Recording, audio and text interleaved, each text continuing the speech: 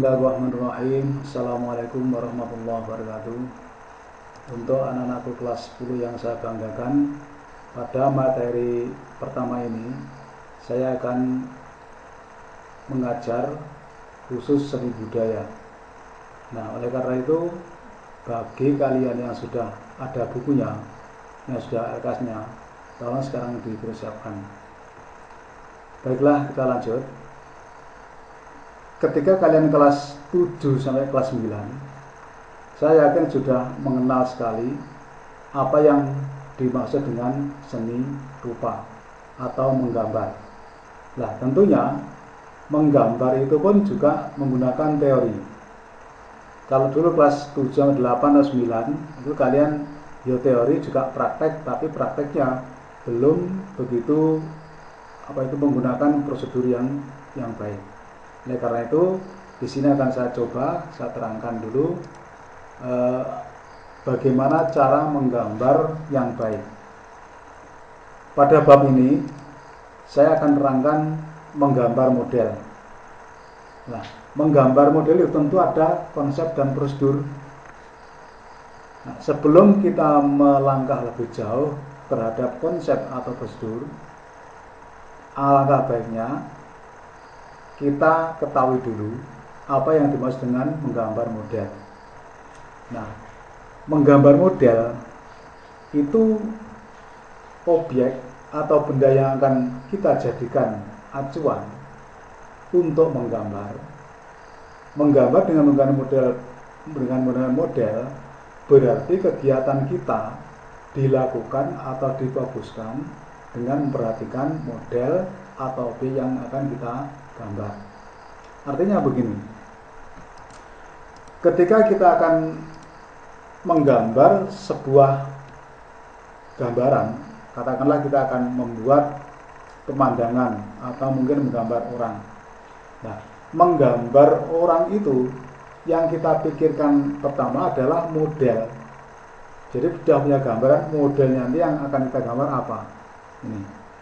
Apakah model hanya satu orang, atau mungkin model itu menggambar orang banyak yang ada di pasar atau di tempat karya yang lainnya, sehingga bayangan kita nanti dengan goresan-goresan pulpen kita atau gambaran kita nanti akan sama dengan yang kita harapkan. Jadi saat durunge gambar iki jelasnya kudu duwe tujuan apa sing arep digambar. Nah, tentunya dengan menggunakan prinsip yang benar, maka kita harus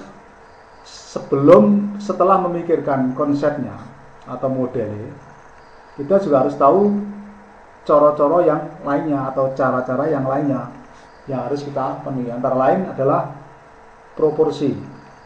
Nah, ini proporsi adalah perbandingan tiap-tiap bagian atau secara keseluruhan menggambar bentuk tampak wajar sehingga apabila dilihat akan terkesan bagus. Jadi perbandingan atau proporsinya itu kalau kita akan menggambar itu harus seimbang atau katakanlah proporsinya bagus. Yang disebut proporsi itu adalah kalau kita menggambar wajah itu juga harus mengetahui tata letak di mana tata letak mata, hidung, mulut, dan sebagainya. Itu namanya proporsi. Ya. Jadi kita tidak hanya sekedar menggambar, tapi tidak menggunakan proporsi. Nah, tentunya dengan menggunakan proporsi, maka gambaran yang akan kita buat nanti harus juga mengandung komposisi. Ya, masih ada lagi setelah proporsi, sekarang komposisi. Ya, komposisi itu apa? Komposisi itu adalah susunan yang menyangkut keseimbangan, kesatuan, irama, dan keselarasan dalam membuat suatu karya seni rupa. Jadi setelah proporsinya bagus, kemudian komposisi termasuk perwarnaan, termasuk detail-detail dalam membuat suatu gambar, ya, membuat keseimbangan. Jadi yang dimaksud keseimbangan itu adalah ketika kita menggambar sebuah pemandangan, itu ya jangan sampai menggambar seperti dulu lagi, menggambar gunung dengan pohon dan mungkin ada jalan biasanya ngerui. Itu kalau tidak proporsi dan komposisinya kurang bagus, maka akan tampak gambarannya semrawut. Gambar gunung karo dalan gedine podo. Ini gambar dalan adoh cedek tidak bisa membedakan. Gambar wit kadang-kadang gede dhuwur ngesor rada cilik, atau minimal yang gambar wit kayune mulai kondur kongsor podo. Nah itu tidak komposisi, sehingga kalau kita lihat, kalau diperhatikan, itu sepintas saja sudah orang akan mencibirkan gambar kaya ngono.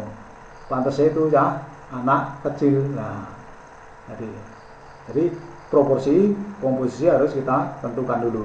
Nah, kemudian selain itu untuk menentukan tadi, piye amrih gambar kuwi tampak seperti sungguhan, seperti apa adanya, realistis. Maka kita harus menggunakan teknik perspektif. Nah, perspektif itu merupakan prinsip atau kaidah dalam menggambar model atau melukis corak realis yang harus ditaati oleh para pelukis.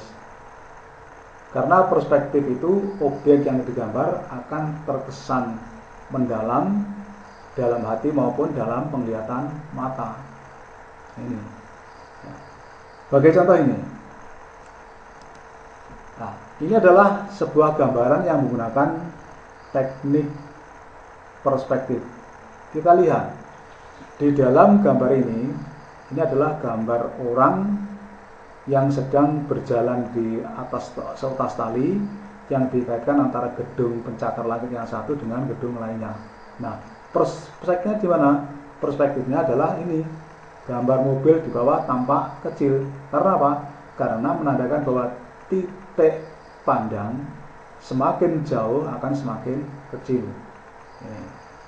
Jadi perspektif itu adalah titik atau jarak pandang itu kalau semakin jauh semakin kecil. Kalau perspektif ini kita balik, ya tidak karu-karuan.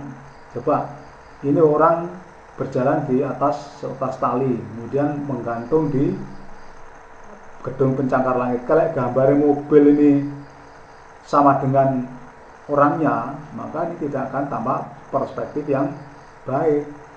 Ya, jadi tidak bagus lah. Jadi orang ketok ini gambar ini, wong ini gambar ini yang melewati tali di atas gedung atau di jalan atau di atas mobil ini. Makanya perspektif itu sangat diperlukan dalam teori menggambar.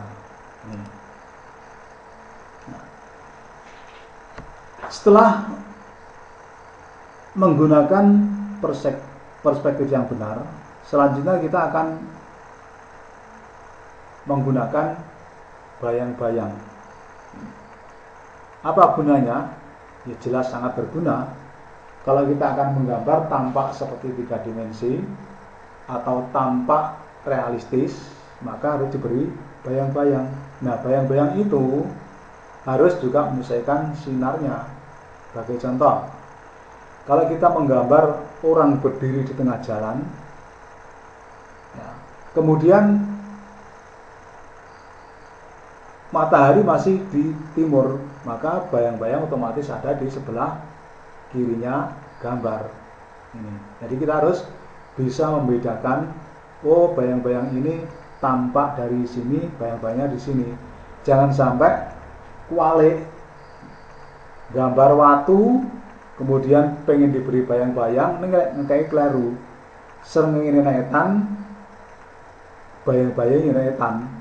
Nah ini akan tampak tidak bagus, ya, jelasnya ya tepat. Kemudian kalau kita ingin menggambar tampak 3 dimensi, ya harus kita beri bayang-bayang. Nah, dulu kalian juga mengenal teori melukis, antara lain dengan menggunakan apa itu? Teknik Dussel. Dussel itu digosok-gosok nih. diusek-usek mana yang gelap mana yang terang. Kalau tidak bisa kita gunakan arsir ya, dan sebagainya. Sehingga dengan menggunakan teknik gambar yang bagus, maka akan tampak gambar itu seperti realistis. Nah, untuk mencobanya gimana? Coba kalian mencoba di rumah, ambil kertas, kemudian kamu gambarkan menggunakan garis bantu segitiga. Ini, sebagai contoh ini sudah ada beberapa gambar yang menggunakan teknik perspektif maupun teknik yang lain. Ini. Jadi itu ya. Jadi nanti untuk menggambar atau menggambar model, gunakan teori-teori yang sudah kita pelajari hari ini. Adapun prakteknya itu terserah kalian. Mungkin sementara itu saja yang saya sampaikan, nanti disambung lagi ke bab-bab yang lainnya. Saya akhiri. Assalamualaikum warahmatullahi wabarakatuh.